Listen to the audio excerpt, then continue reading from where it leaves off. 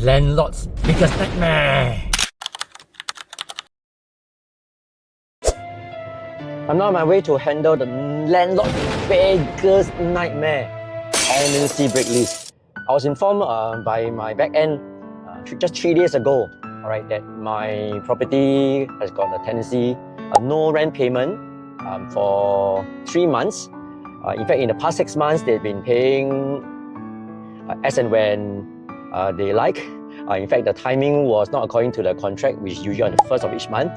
So obviously, what I've not done for this tenant is to ensure a gyro or a standing instruction, which in fact I did at the start of the contract.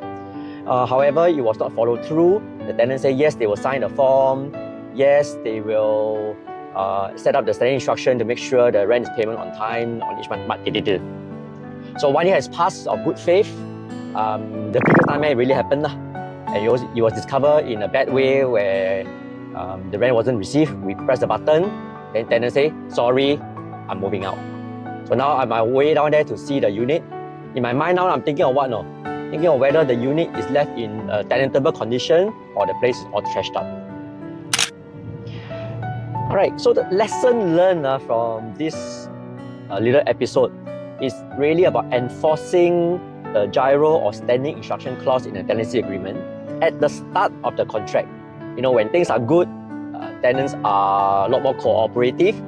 So, for example, in the first page tenancy agreement, under the payment section where rent is payment on certain date of the month, it must be by standing instruction or gyro, and attach a gyro form signed by the tenant and submit to the bank before we hand over the key.